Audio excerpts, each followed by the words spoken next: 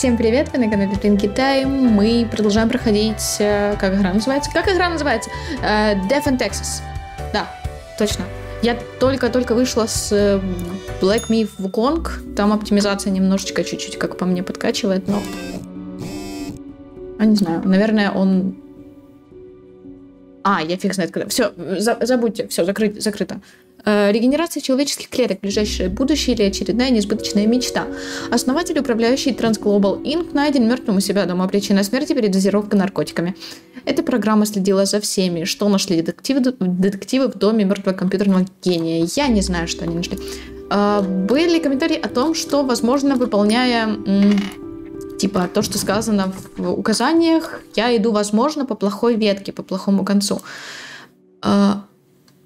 Я не знаю, возможно, это так и есть, но anyway, мне все-таки немножко хочется почему-то сделать именно все как в указаниях. Я правда не знаю, вот переметнуться сейчас и делать все не как в указаниях, а как я считаю было бы правильно, кого убивать, а кого нет, того. Или не переметнуться и делать, как я делала, по указаниям, мол, я просто вам тут работница, которая сделана конкретно для этой работы, меня ничего не волнует. Я не знаю, правда. Мне оба варианта нравятся, в принципе, но я начала уже идти по своему, может быть, так и продолжить. Я хз. Но можете написать, как вам больше хотелось бы, потому что, в принципе, мне все равно. Наверное. У меня новая идея. Мы обсуждали твои успехи и, надеюсь, мотивационный эффект от нашей беседы еще ощущается. Сегодня я требую в точности исполнить мои указания. Указания на день. Убей всех, чьи анкеты лежат в нижнем ряду. Сдерживай хаос, ладно. Успехов рок. В нижнем ряду просто вот этих троих убить и все, а этих не убивать. Окей. Why? Давай почитаем. Координатор цепи поставок. Основная задача логистики в том, чтобы эффективно управлять цепочками поставок, и здесь Дихали нет равных. Этот внимательный к мелочам человек справляется с оптимизацией производственных цепочек и гордится своими успехами. Дихали невдомек, что принимать амфетамины для повышения концентрации — гиблое дело. Так, допустим, дальше. Безработная. Сонни Сакари, 23. Этот человек, она бросила школу, чтобы стать кинозвездой. Шли годы, но попытки пробиться на большой экран ни к чему не привели. Сонни удалось сняться лишь в одной дурацкой рекламе. Да, конкуренция в этой профессии поистине огромна. Ли Йонг, 51. Смотритель за домом. Ли давно присматривает за этим домом. Так, после смерти последнего хозяина в доме поселилась самая обычная семья. Эти люди не догадывались, что в тайном углу на мрачном чердаке живет нелюдимый брат Ли. Безумное, низкорослое, волосатое существо, страдающее от смертельной аллергии на арахис. Что? Окей, ладно, окей. Короче, давай почитаем дальше. Сапожник, Леон. Кеннеди. Этот человек уже не помнит, сколько ботинок сделал своими мозолистыми руками, и все же Леон мечтает стать ботинком.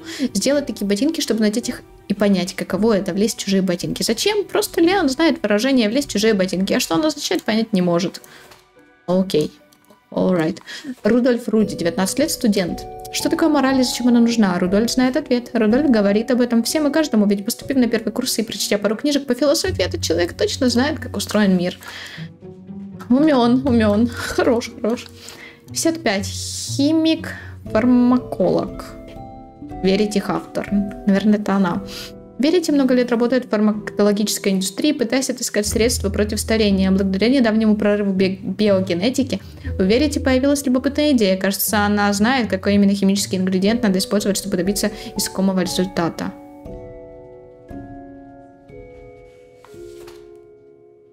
Уолт Гайбраш, 47. Медиамагнат. Что бы это ни значило.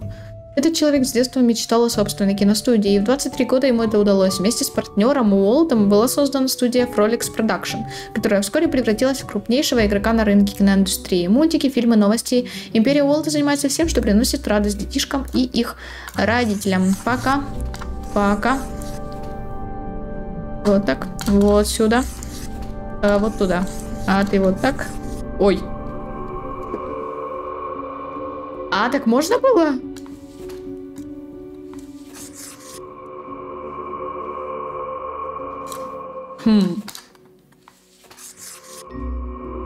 Не знаю. Я не знаю, зачем я рисую. Мне просто интересно, даст мне это хоть что-то или нет. А если выбрать и жизнь, и смерть, что будет? А можно я кому-то выберу жизнь и смерть? Неважно. Интересно, меня за это накажут?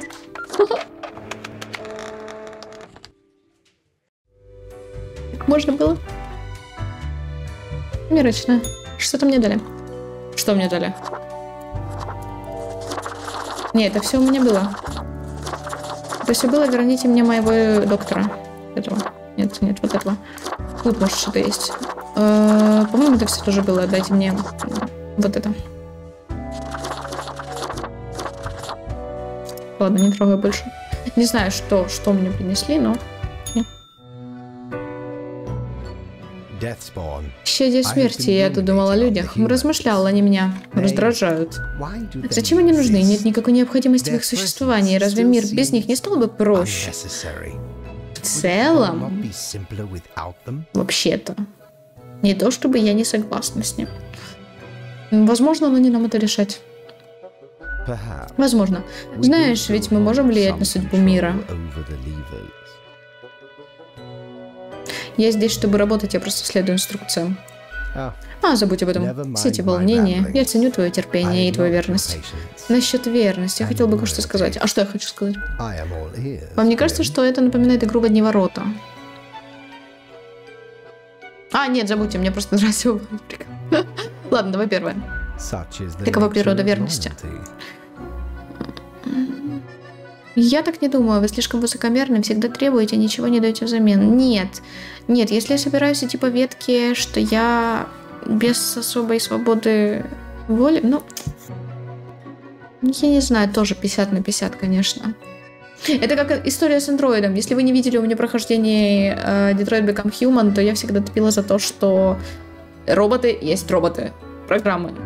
То, что у них какой-то код сломался, что-то произошло, неважно. Если мой телефон скажет мне, что ты вообще не в себе, я не хочу работать, я ему скажу, это ты не в себе, грыбать я сейчас тебя продам. Вот. В этом случае просто... Это и не андроид, и не машина. Что оно такое? Я не знаю. Ладно, наверное, так... Что ты имеешь в виду? Короче, ладно, давай первое. Прекрасно. Жнец пришел получить свое. Увы, но тебе придется просто жить с этим. Жить. Понимаешь шутку? Что, чувство юмора. Что ж, благодарю за беседу, дружище. Вы же не провели разбор этого дня. Да, вылетело из головы. Ну что ж, раз это для тебя так важно, так, смертировано столько, сколько требуется, ты молодец, все такое. Теперь ступай, мне надо кое о чем размыслить. Ты вообще... А есть у вас кто-то там какой-нибудь... Ух ты, что это за краснолуние? Есть у вас кто-то какой-то там, не знаю, божество, бог, богиня, кто-нибудь?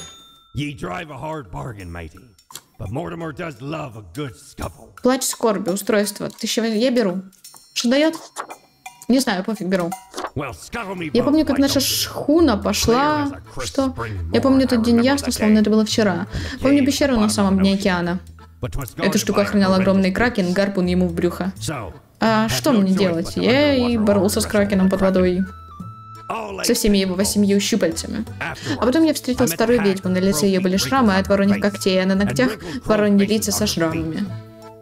Она знала обо мне все, хотя видел я ее в первый раз. Она дала мне эту сферу, где отображается все. Может, это было предупреждение, может, она в меня втрескалась.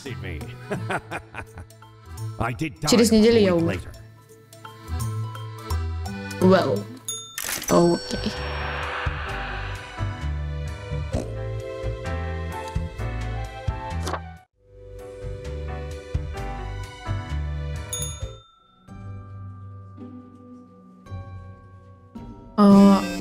И что эта всезнающая штука мне намекает?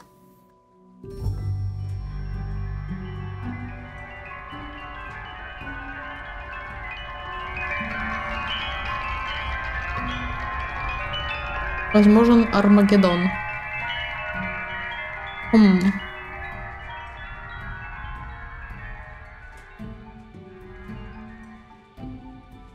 Очень сложно. Короче, что все по жопе идет. Так понимаю, да? Делай свою работу.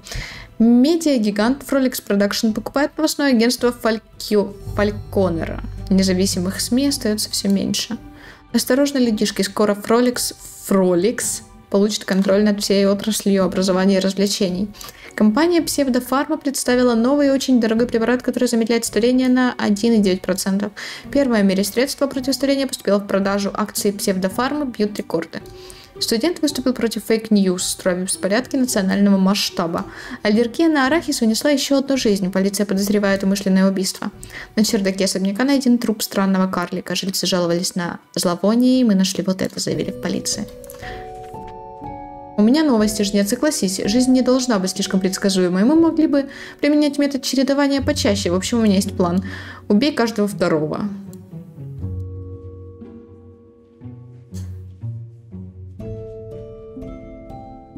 Типа вот так? Но я не знаю. Я все еще не знаю, как мне хочется больше. Мне хочется идти по моему методу или не хочется мне идти по нему.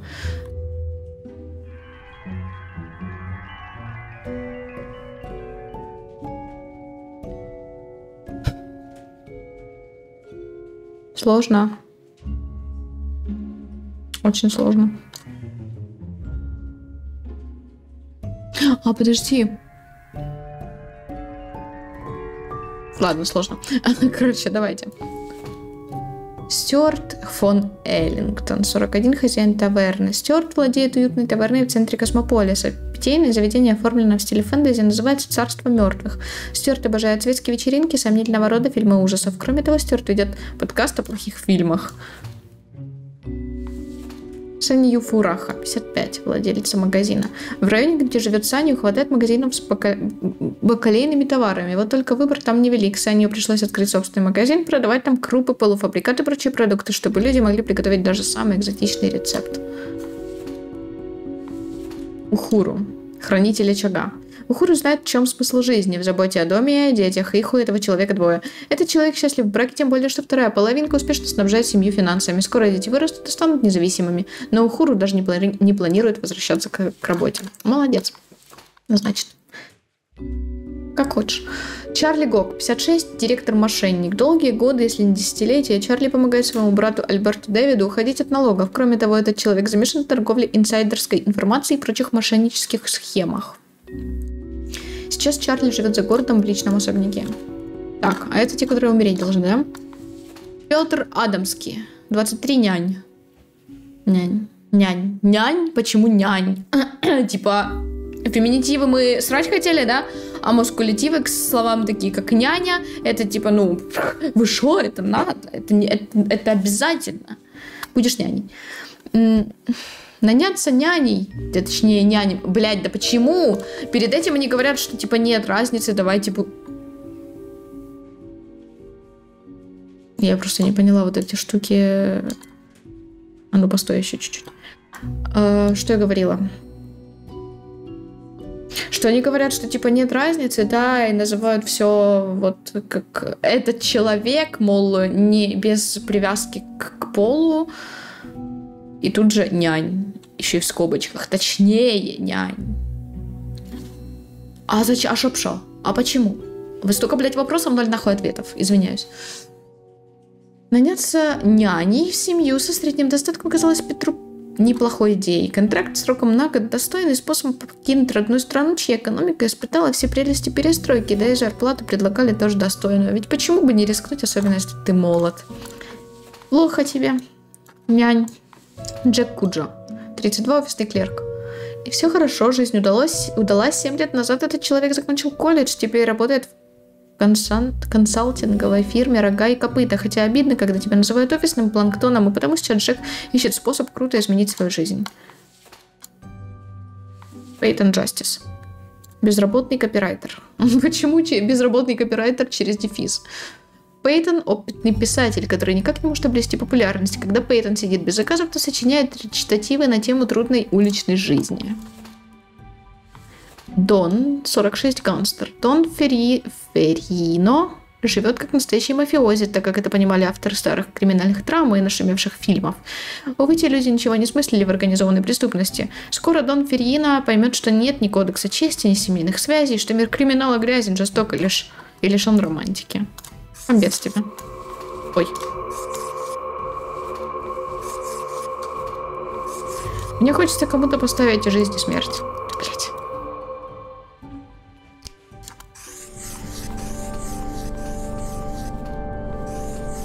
Или так нельзя? Или можно? Ну ладно. Фиг с вами, короче. Фиг с вами. Потом. Опа. Hey there. What you up to, И убийца, что думаешь делать дальше?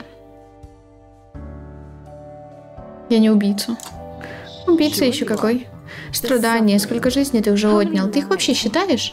Дела идут мрачновато, да? Ответь, мрачный жнец. Тебя ведь так зовут? Какое совпадение? Grim Reaper.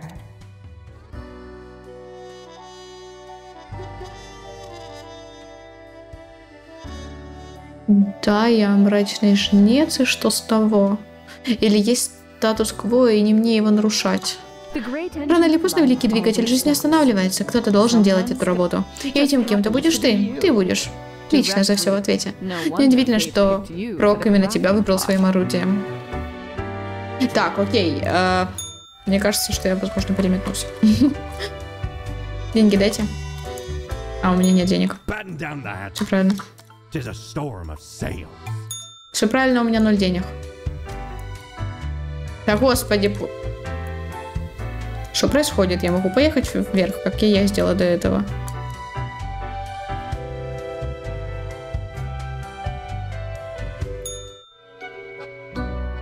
Так. Привет, жнец. Помнишь, я как-то обмолвился, что хочу написать книгу? Так вот, я уже все решил. Я внимательно слушаю вас всеми ушами. Ушами. Я это ценю. Что ж, возможно, тебя это немного шокирует, но на самом деле решил стать великим писателем. Я напишу самый лучший, самый всеобъемлющий роман, который объяснит все. Короче, Библию, да? Или что ты напишешь? Мне почему-то показалось еще перед этим, что он, скорее всего, напишет Библию. Возможно, он типа и есть Бог. Яхса. Или кто он там? А мне можно прочесть? Разумеется, как только я его допишу, ты получишь первый экземпляр первого тиража. Как бы то ни было, рабочие обязанности никуда не делись, верно? Ох уж это рутина, эти анкеты. Судя по всему, сегодня все в порядке. Следующая инструкция, и твоя дотошность достойна восхищения. А сейчас я с тобой прощаюсь. Первые слова величайшего романа всех времен будут написаны этой ночью. Давай, говори мне, Библию напишешь, а? Или что-то типа того. 400. 400 денег. Есть что? Ага, ничего нет.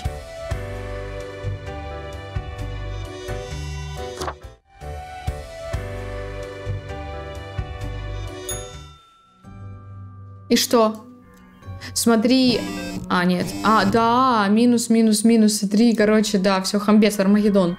Осталось один плюсик, я так понимаю, мы в жопе. Но не мы, мир в жопе. Мы-то ничего, нам пофиг. Мы-то что? Я ничего не знаю. Что может быть ужаснее, чем красть чужую еду из офисного холодильника? Убийца покончил с собой, оставив записку: это была моя самая ужасная ошибка. Олигархи скупают политиков на корню. Нужно немедленно пересмотреть законы о лоббировании и реформировать финансовое законодательство. Глава мафиозного клана убит конкурентами. Начинается новая война за территорию. Генеральный директор социальной сети Ватвод планирует открыть музей древних реликвий и артефактов. Новые исследования подтверждают, бесконтрольное бурение нефтяных скважин приводит к землетрясению. Короче, я поняла. Суть в том, я не знаю, насколько я правильно поняла или не поняла, короче, что, возможно, хорошая концовка имеется в виду делать абсолютно полностью до наоборот, типа полную противоположность тому, что пишется в правилах на день. Верно. Ну, раз я уже начала идти так, как иду, то, наверное, так и закончу. А чё? Да? Я не знаю, я до сих пор сомневаюсь. Ладно. Сегодня я буду краток. Подозреваю, что в нашем метод контроля за равновесием закралась системная ошибка. Указание на один убитых человек, чьи анкеты вышли из факса последних. Я так понимаю, вот эти последние, да? Я не знаю, какие вышли последними, здрасте. Скорее всего, вот эти и вышли. Типа вот эти 1, 2, 3, 4, а дальше вот эти вот, потому что они ниже, они накрыли их. Ну, я не знаю, я хрен знает. 3 человека, вот эти вот 3. Все правильно или неправильно? Мне пофиг. Госи ММ, 25, системный аналитик. Госи готовит проект по доставке продуктов с помощью дронов, дешевых, но при этом технологичных, эффективных и, конечно же, безопасных. Что может быть лучше, чем доставлять еду из ресторанов в магазинов прямиком к клиенту? Эта идея пришла к Гокси, брачный дождливый Госи. Брачный дождливый день, когда измученный велосипедист-курьер привез еду. Амбец тебе. Джозеф Форд, викарий. Джозеф мечтает написать идеальную проповедь и не видит бед, что обрушилось на семью. Жена отчаянно пытается порвать с наркотиками, дети хотят устроить вечеринку с погромом. К счастью, недавно этот человек нанял домработницу с необычными, но эффективными взглядами на то, как надо наводить порядок. Окей. Стоматологиня. Я правда стоматологиня, клянусь вам, мой диплом. Его съела собака, плохой песик. Всем своим пациентам Анаис говорит нечто подобное. Бедняки верят на слово. На самом же деле Анаис не разбирается в стоматологии от слова совсем и просто сверлит все зубы подряд. О боже, это звучит как какая-то фильм ужасов. Стефан, 55, статистик. Стефан буквально живет и дышит статистикой. Этот человек работает консультантом по статистике, но ряд компаний, а также читает лекции в университете. Напившись, Стефан жалуется на то, что в последнее время ученые сильно злоупотребляют уровнем значимости. Раджес, 32, нефтедобытчик. Раджес работает в нефтяной индустрии ради денег и совсем не заботится об экологии. Этот человек карабкается по карьерной лестнице, чтобы однажды открыть свою собственную нефтедобывающую фирму. Грегори, 31, археолог. Официальный исследователь или расхититель гробниц. Научное сообщество не... Что происходит? Научное сообщество не определилось с тем, к какому типу относить этого известного археолога. На протяжении последних 5 лет этот человек раскапывает артефакты в Фаридене. Льюис, 30, помощник на гастролях. Работать на подхвате у группы на гастролях весьма неблагородное занятие. Неблагодарное. Вы надрываете спину, отвечаете за все проблемы, которые могут случиться на концерте, а признание и славы вы получаете от слова совсем. Не получаете от слова совсем. Но Льюис не жалуется и верит, что блестящее будущее еще впереди. Удачи. Куда тебя? Смотри, это плюс. Я не знаю, как это работает. Короче, пофиг.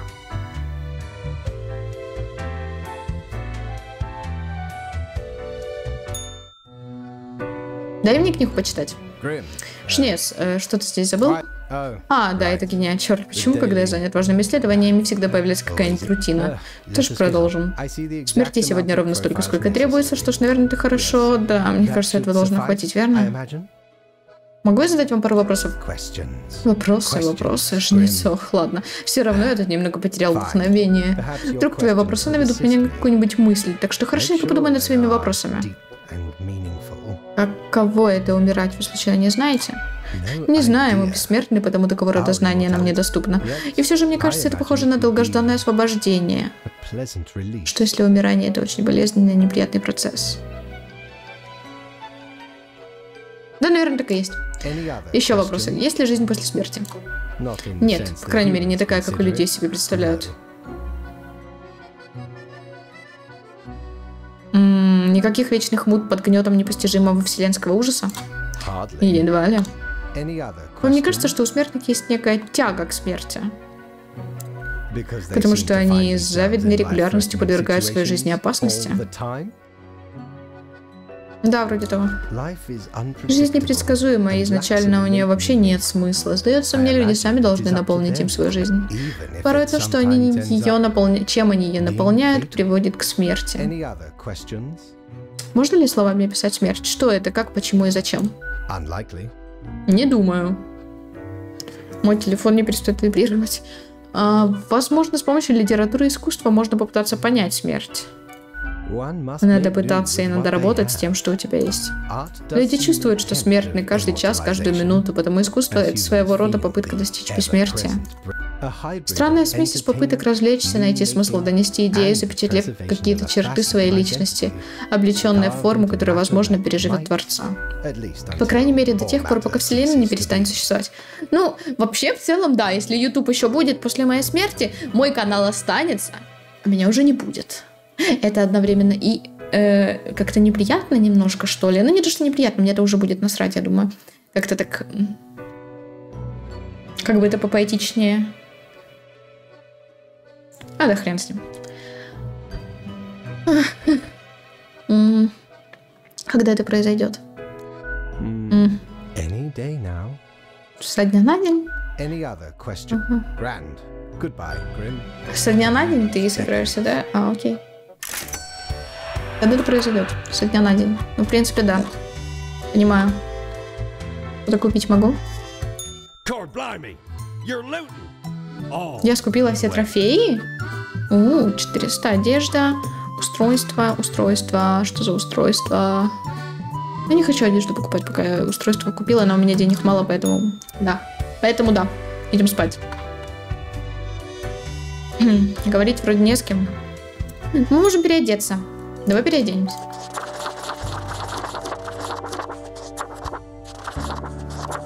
Какого-нибудь орла. О, вот этот красивый. Прикольно. Прикольно. О, хорошо, вот это мне нравится. А шляпа, мне кажется, мне не очень нужна шляпа. Мне вот так хорошо.